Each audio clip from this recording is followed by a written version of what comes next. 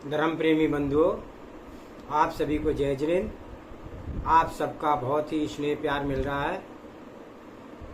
मेरे इस चैनल में आपका बहुत सहयोग मिल रहा है। मेरे इस चैनल में वरांग चरित्र का वर्णन चल रहा है, जिसमें पीछे के हमने स्वाध्याय किया था और मूल धर्म दया धर्म है, इसके बारे में विचार करते हुए और ब्राह्मण आदि पुराण आदि के अंदर जो हिंसा यज्ञ आदि है उसके बारे में विचार किया था। अब आगे और उसका स्वाध्याय करते हैं कि किस प्रकार से वरांग ने सभी मंत्रियों को और सभा में जितने भी लोग बैठे थे उन सबको जैन धर्म का महत्व, सच्चा सुख और किस प्रकार से हमारा आचरण होना चाहिए उसके बारे में अपना विचार डाला। आगे का स्वाध्याय करने के लिए मंगलाचरण करते हैं। ओंकारं बिंदु संयुक्तं नित्यं ध्यायन्ति योगिनः कामदं मोक्षदं चैव ओंकाराय नमो नमः। अविरल शब्द गनौगा प्रक्षालति सकल भूतल मल कलंका मुनि विरूपार्षित तीर्था सरस्वती अर्तो नो दुरितान अज्ञान तिमिरे अंधानाम ज्ञान अंजन शलाकया चक्षुभिरुन्मीलितमेने तस्मै श्री गुरुवे नमः। श्री परम गुरुवे नमः। परंपराचार्य श्री गुरुवे नमः। सकल काल विध्वंसकम श्री श्याम परिवर्धकम धर्म संबंधकम भव्य जीव मने प्रतिबोधकारकम इदम शास्त्रम श्री वारांग चरित नामधेयम।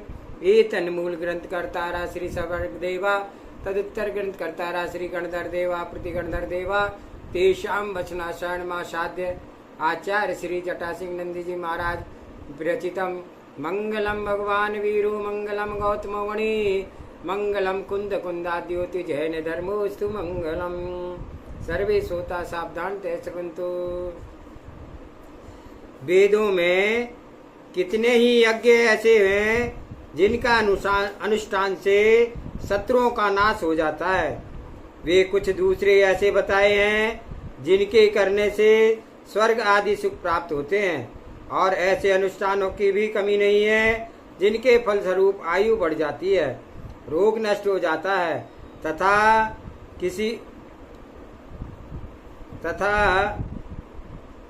अथवा होता ही नहीं है, बल्कि असीम बुद्धि होती है, सुंदर शरीर तथा आकर्षक हो जाता है। किंतु अधिकांश प्रयोगों में ये सब निष्फल सिद्ध हुए हैं। संसार में जितने भी ब्याह होते हैं वे उस होम अग्नि को साक्षी मानकर किए जाते हैं, जिसमें उत्कृष्ट मंत्रों के सांगोपांग उच्चारण तथा विस्तृत पाठ के द्वारा पवित्र की गई हवन सामग्री जल आदि के उपयोग होता है। किंतु वे पत्नियां असमय ही मर जाती हैं अथवा दूसरे उनको ले भागते हैं। दूसरा पक्ष कन्याएं भी अनिष्ट को अछूता नहीं रहता है। कभी कभी लड़कियों को दारुण रोग हो जाते हैं जो उनके सुकुमार सुंदर शरीर को जर्जर कर देते हैं, अथवा बिचारी असमय ही विधवा हो जाती हैं और यौवन काल आदि लंबे समय को दुख भरत बिताती हैं। दूसरे की तो बात ही क्या, तथा कथित सर्वशक्तिमान ब्राह्मणों की जितनी संतानें गर्भ में ही मर जाती हैं, दूसरे कितने ही जन्म लेते ही रोगग्रस्त होते हैं अथवा मर जाते हैं।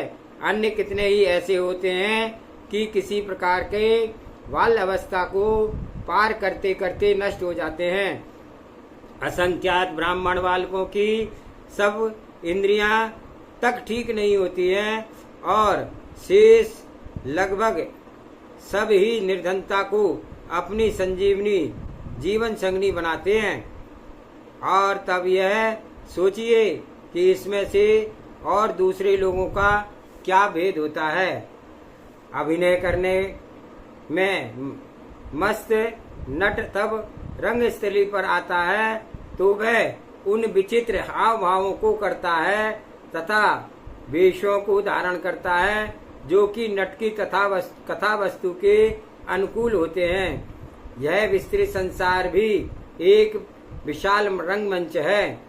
इस पर संसारी जीव रूपी अभिनेता आता है तथा उन सब शरीरों को धारण करता है तथा उन्हीं शुभ अशुभ कर्मों को करता है जो कि पूर्व अर्जित कर्मों के परिपाक होने पर उसे प्राप्त होते हैं। इस संसार में ब्राह्मण जाति नाम की कोई निश्चित रंग रूप युक्त वस्तु नहीं है। क्षत्रिय को भी कर्म विधि विशेष चिन्ह युक्त करके नहीं बेचते हैं तथा वैश्यों को और शूद्रों को भी हाल यही है। सत्य तो यह है कि आत्मा ज्ञानहीन यह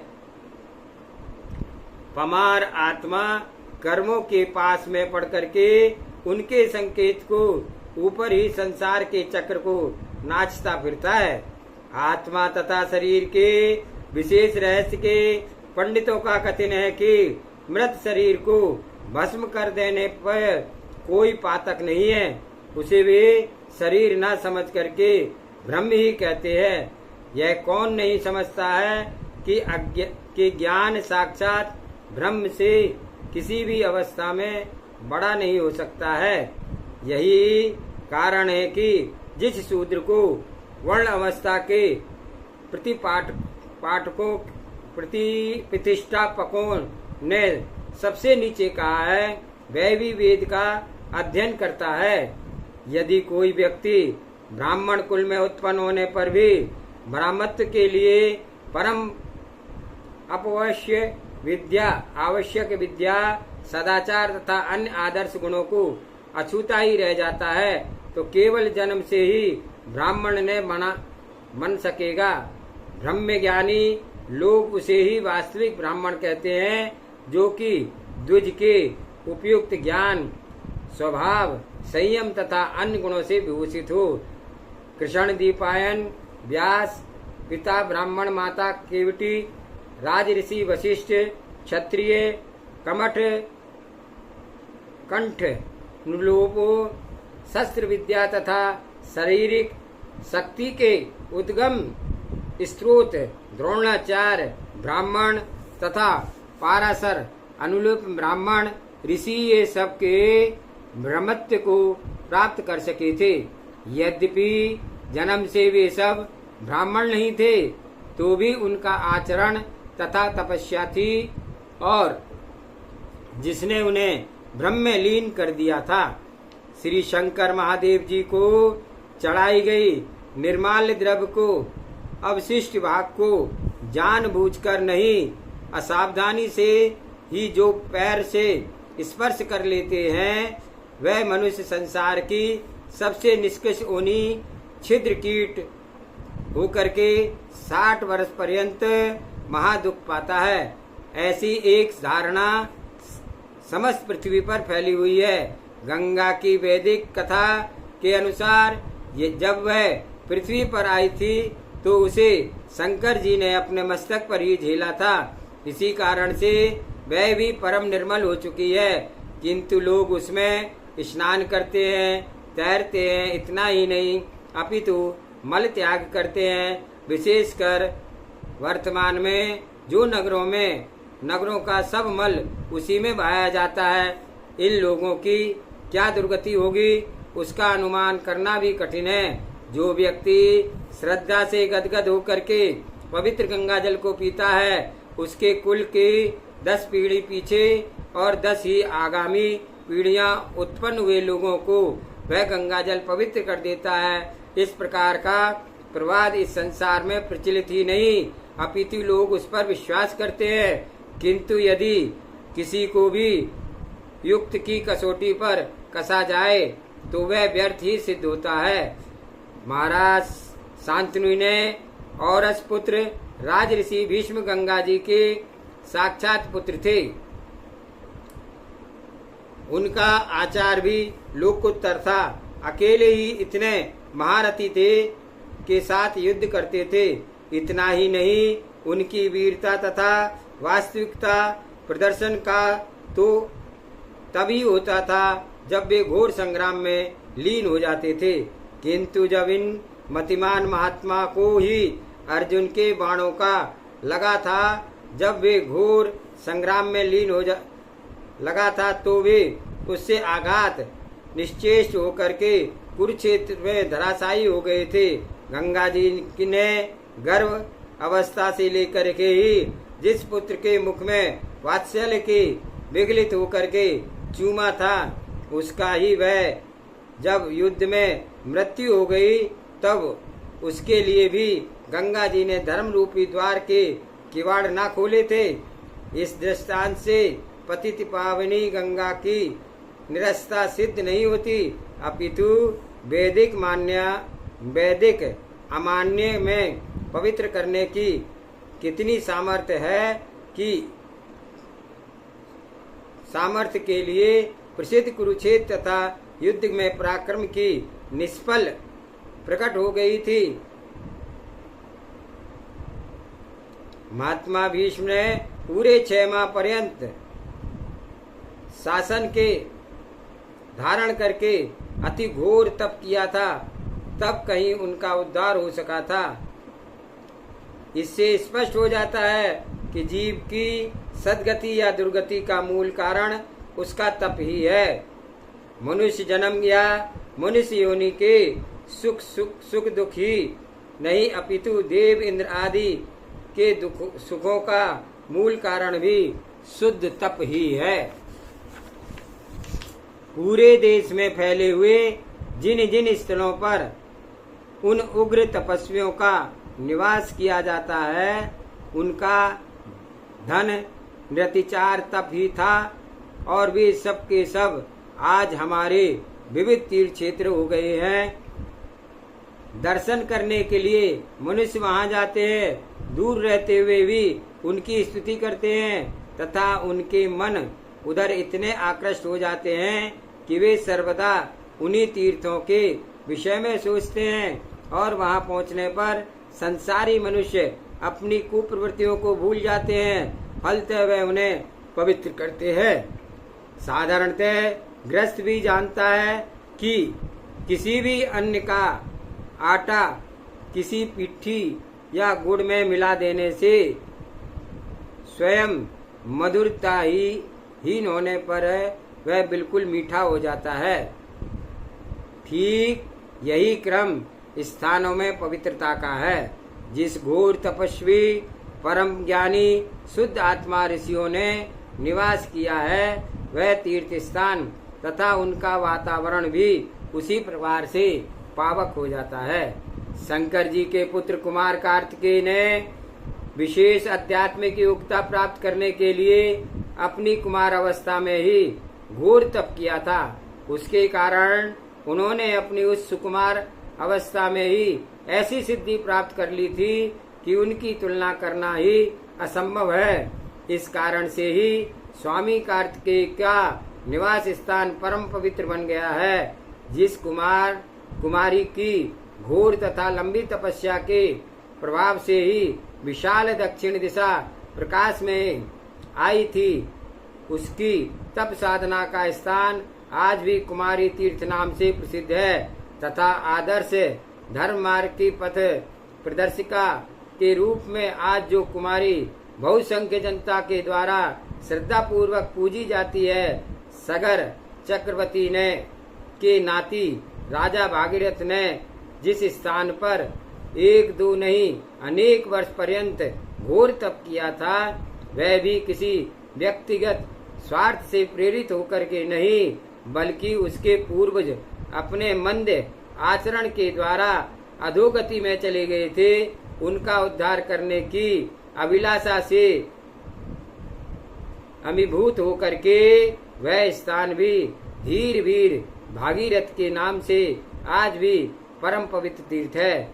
कुरुवंश प्रधान राजवंश रहा है। उसी वंश में बहुत पहले समय एक कुरु नाम का महात्मा उत्पन्न हुए थे, जिन्होंने अपनी प्रजा से इतने अधिक प्रेम था कि उसको वह अपनी दृष्टियों के संपन्न बनाने के लिए ही उन्होंने अपने सुखों तथा भोगों की उपेक्षा करके कुमार अवस्था में भी कठोर तप किया था और इस तपस्या के फल से होने पर उनका प्रभाव इतना व्यापक क्षेत्र प्रसिद्ध हो गया था कि लोग अपनी उलझनों से छुटकारा पाने के लिए उनके पास जाते थे।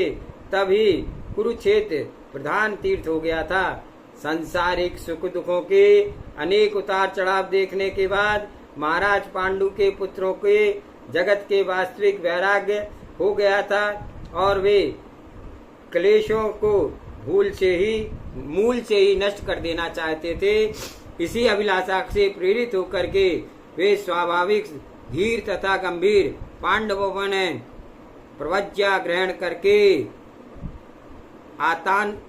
आतापन योग लगाया था और उसके अति घोर आतापन योग के स्थान से पूर्वोक्त कुरुक्षेत्र ही था।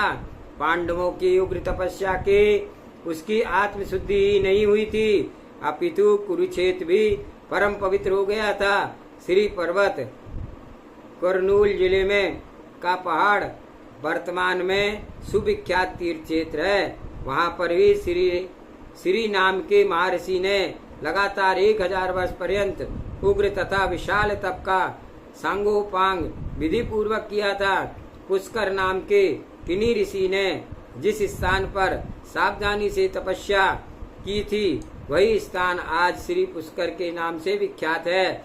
इस युग के प्रवर्तक श्री ऋषभदेव ने कैलाश पर्वत के शिखर पर ही तपस्या करके 8 कर्मों को विनष्ट किया था और धरणीधरों ने अग्र्य गिरनार उर्जंती पर्वत को कौन नहीं जानता और जिसके वन किसी समय जनार्दन श्री कृष्ण की रास क्रीड़ाओं के द्वारा झंकृत हो उठते थे।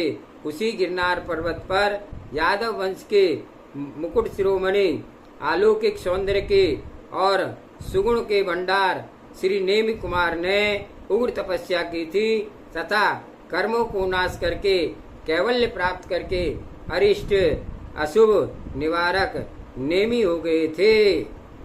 गौ के दूध घी घृत मज्जा आदि का उपहार करने से स्वर्गवासी देवता तृप्त होते हैं। जब ये संतुष्ट हो रहते हैं तो अपने भक्तों की कामनाओं को भी बिना विलंब पूरा करते हैं। गौ का अंग अंग देवताओं का निवास है। यही कारण है कि संसार का कोई भी वस्तु गाय की अपेक्षा अधिक पवित्र नहीं है।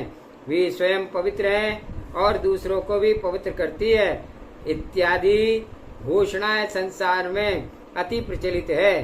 ब्राह्मणों को भक्ति पूर्वक गाय दान देने से समस्त देवता तथा ऋषि लोग संतुष्ट हो जाते हैं तथा उन्हें विशेष फल की प्राप्ति होती है।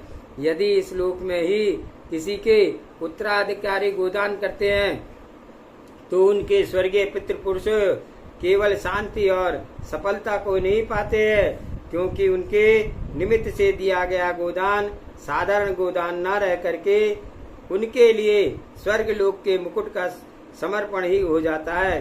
किंतु इन विशेषताओं की खान गाय अथवा बैल पर सवारी की जाती है, भार लादा जाता है, बैग से चलाना, बस में रखने आदि कई लगातार कोंचा छेदा जाता है, बल प्रयोग करके दुही जाती है, हल आदि में जोती जाती है और थोड़े से अपराध के लिए भयंकर दमन कर दिया जाता है। अनेक प्रकार से कष्ट उन्हें सहने पड़ते हैं। जीव भी जीवन भर पीड़न से पालन नहीं छूटता है और सबसे बड़ा आश्चर्य तो यह है कि उनकी इस विपत्ति भी की देवता तथा ऋषि बिना किसी असुविधा के उपेक्षा करते हैं और मिथ्या दृष्टि उपदेशकों ने कुछ दृष्टांतों को दे करके देवों के स्वरूप को समझाया है। उन सबको सूक्ष्म दृष्टि से देखने पर लगता है कि इन देवों की बहुत कुछ दासों जैसी ही अवस्था है, तो भी किसी रूप में इन देवताओं का विरोध करने से ही सचराचर जगत किसी बाहरी कारण कलाप के बिना स्वयं भी विनष्ट हो जाता है।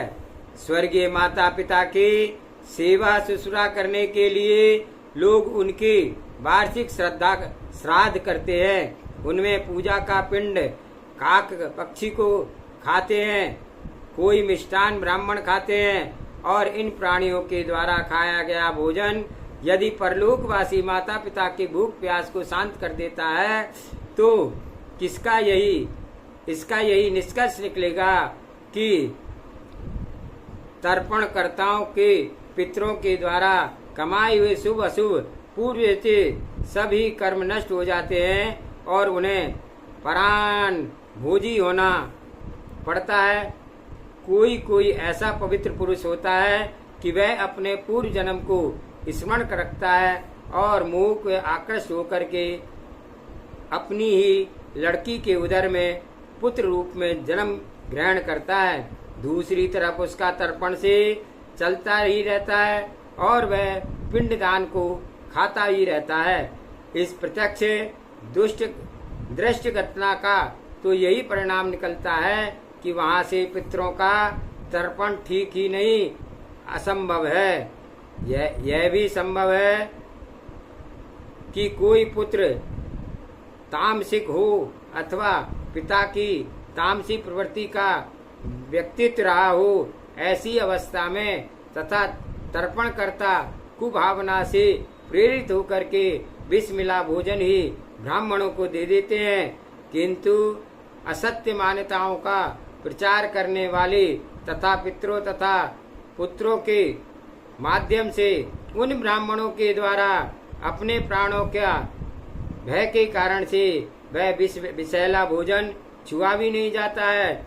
इससे स्पष्ट है कि तर्पण का भोजन ब्राह्मणों को ही पेट में रहता है तथा पितरों की तृप्ति की बात सर्वथा कपोल कल्पित है।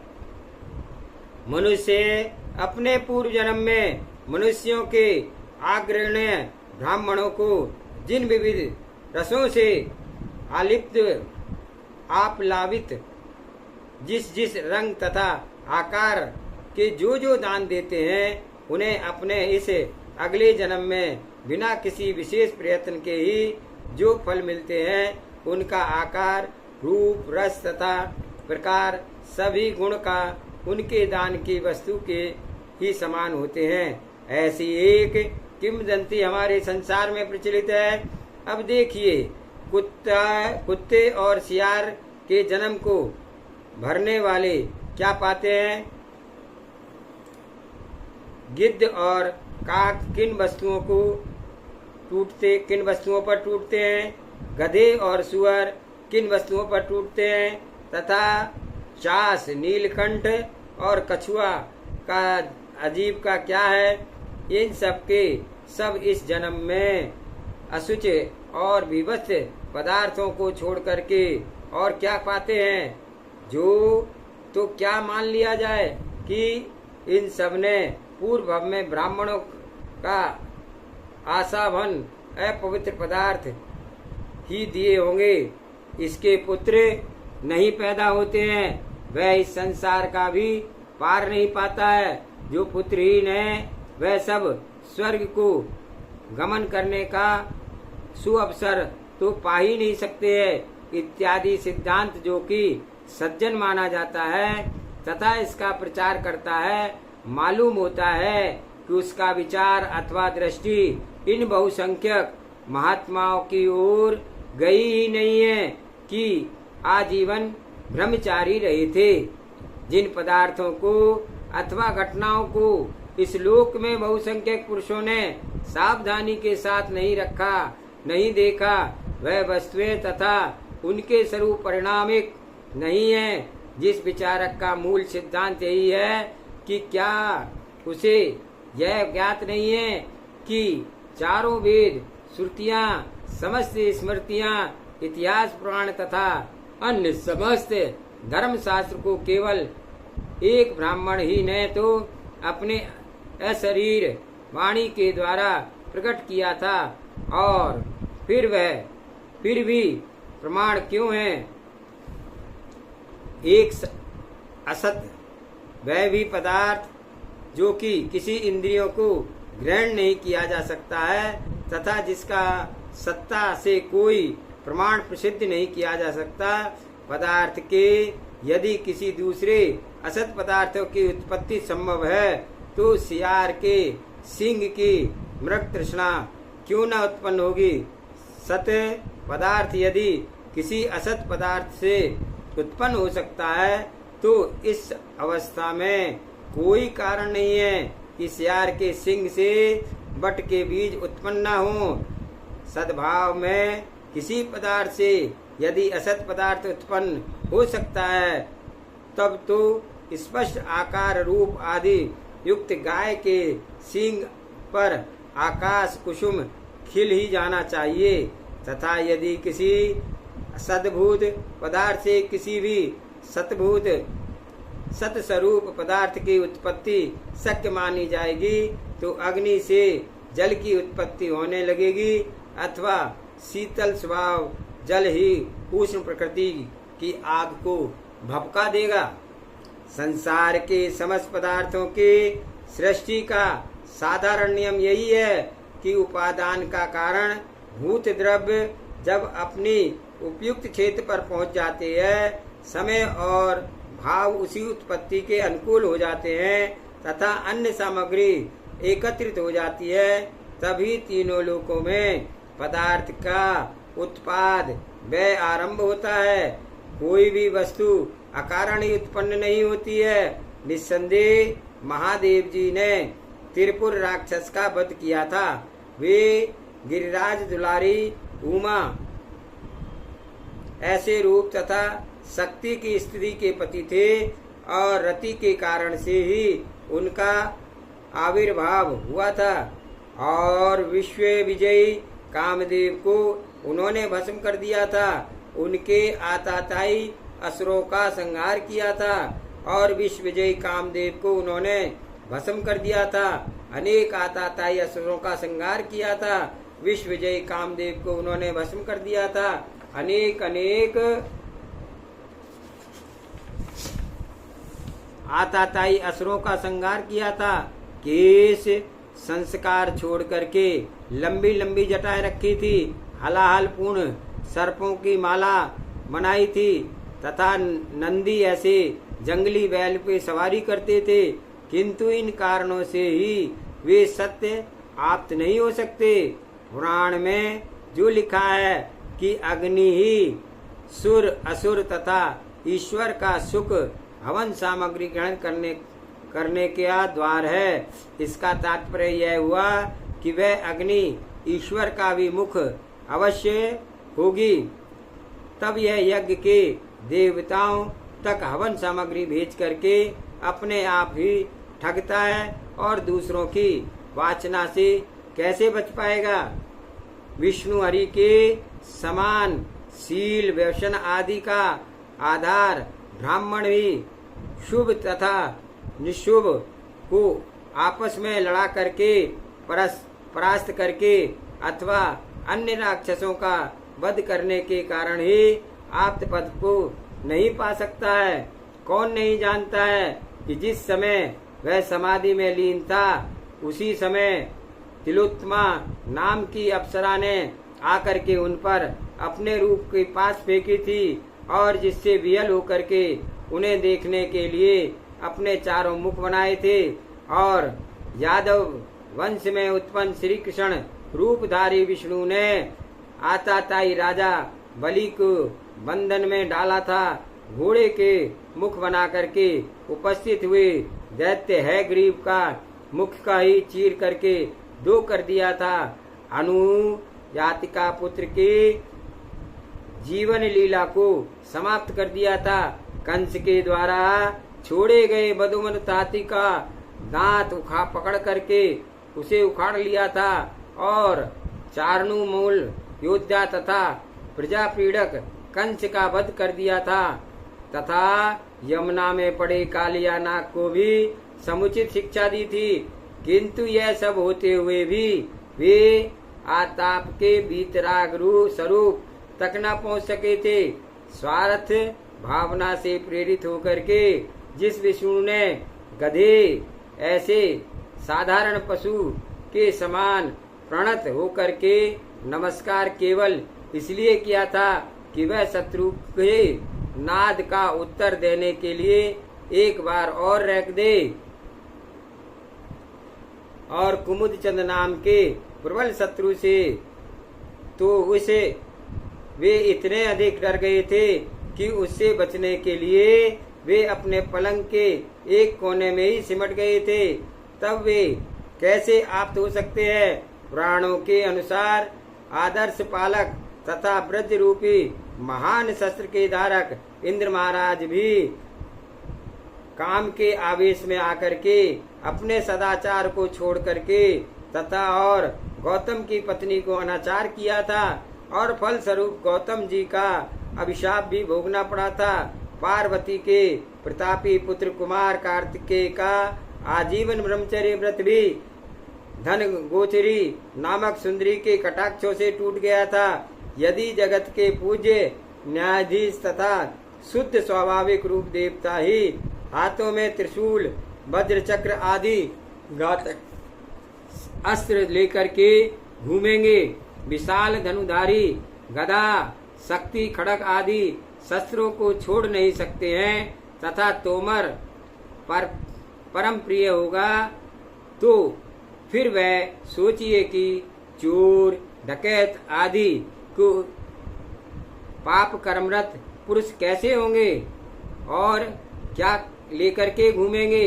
यदि देवताओं के स्त्रियां आभूषण आदि का उत्कर्षाचार होती है तो उन्हीं भीषण क्रोध आता है तथा उनका अंत अक्सर अभिशाप के स्वरूप होता है और वाहन विमान आदि दुनिया भर के परिग्रह रखते हैं, भांति भांति के शस्त्र जुटाते हैं इत्यादि प्रवृत्तियों तो यही सिद्ध करती है कि हम संसारी लोगों के समान देवता भी उनको भी भय लगता है। बौद्ध धर्म के प्रवर्तक महात्मा बुद्ध न तो आत्मा का अस्तित्व स्वीकार करते थे, सचराचर विश्व को वास्तविक न मान करके उसे शून्य मानना ही उन्हें अभिष्ट था और वे किसी भी पदार्थ के चिरस्थायी न कह करके क्षणिक ही कहते थे। फलतः रत्नत्रय उनके दर्शन से सिद्ध नहीं हो सकता था। जब रत्नत्रय का ही अभाव हो गया तो फिर वे किस आधार पर संसार के समस्त भाव सिद्ध हो सकेंगे। यह सब वस्तुएं अभाव रूप ही हो जाएंगी और उनका आप्तता की भी यही दुर्दशा होगी। महात्मा बुद्ध अपनी परम करुणा के लिए विख्यात हैं, किंतु उनका यह करुणा भाव झूठ ही है, क्योंकि उनके उपदेश के अनुसार उनके यहाँ तो आत्मा का ही अस्तित्व है और न ही उसमें उठने वाले भावों का।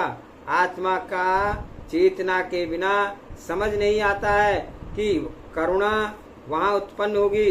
फलतः करुणा के विषय में उन्होंने जो कुछ भी कहा है वह सब कुछ वांछना ही प्रतीत होता है।